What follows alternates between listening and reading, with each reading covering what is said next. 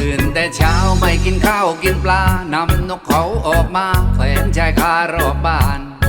นกเขาใหญ่เลี้ยงมาแต่โบราณสวัสดีครับพี่น้องเจ้านกเขาทุกคนนะครับวันนี้ครับเหมือนเดิมนะครับเดินทางไปตัวนกวันนี้นะครับไปกับเต่าแกรักนะครับป่าไปต่อในป่าในโพรงนะครับเลยมาร์กเราเดียวต้องไปเลือกกันนะครับว่าวันนี้ว่าร่องตัวนะครับว่าไอ้มุนแกนกับไอ้ปืนใหญ่นะครับเพราะว่าไม่รู้อีโตแบบเลี้ยวแบบรุ่นนี้ต้องไปเล่สนามก่อนนะครับติดตามกันนะครับออกเดินทางนะครับวันนี้ไปต่อไกลนะครับวันนี้ไปเรือว่าเรือไปน้ำวัวน้ำควายนะครับแบบเต่าแกซักนะครับวันนี้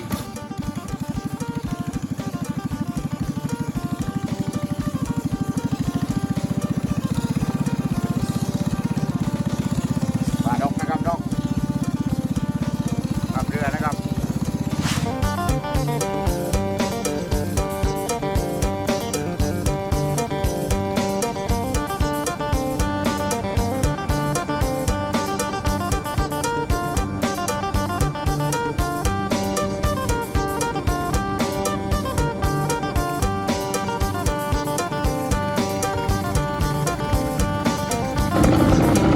ย่อนะครับย่อย่อ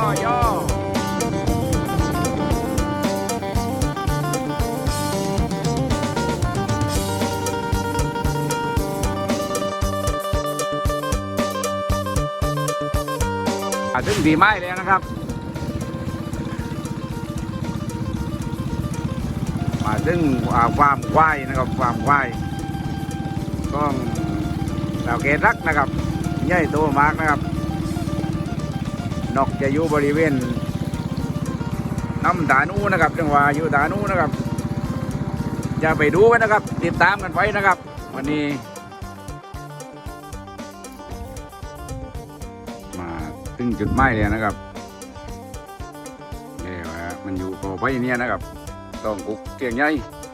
ครับลองเลยเดี๋ยวนะครับไปเป็นวันเรือติดตามกันนะครับ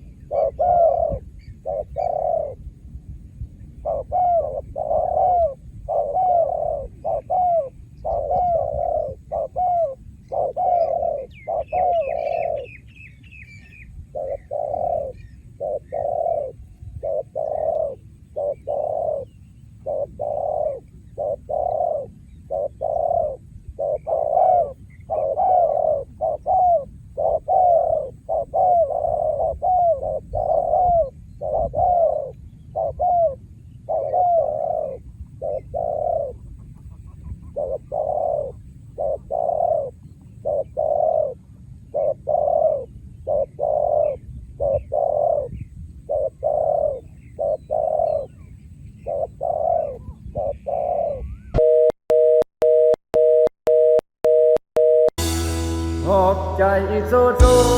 มาวัดตะกูกราบหลวงพ่อรวยหมดนะครับวันนี้กระบาลบรรยากาศดีสุดๆนะครับไปตะวันออกไปกับเรือแต่ว่าเบ็ดมดนะครับได้คืนเล่นดนตรีมากับมาถึงบ้านก็ไม่ทันได้ชาติเบ็ดนะครับเบ็ดมดนกก็มารบพอดีนะครับเดินเข้าไปในป่ารุ่นแต่ไม่ได้นะครับไม่เข้าบ่วงวันนี้ก็ถือว่าเป็นข้อจะจำนะครับไปทำคลิปต้องชาติเบ็ดแบติมนะครับวันหน้าวันหลังนะครับวันนี้ก็ไม่ได้นกนะครับแต่ฝาบด้วยๆนะครับตีนำมาฝากนะครับก็ขอบคุณที่ติดตามมันนะครับเกความพยายามทำคลิปลุกๆดีๆมาให้พี่น้องได้รับชมกันนะครับครับวันนี้นะครับขอบคุณกับติดตามกันนะครับสวัสดีครับนกเขาต้องขันนานอยู่บ้านต้องขันดีนกขยันเมียว่าดีขันทีก็เข้าทาง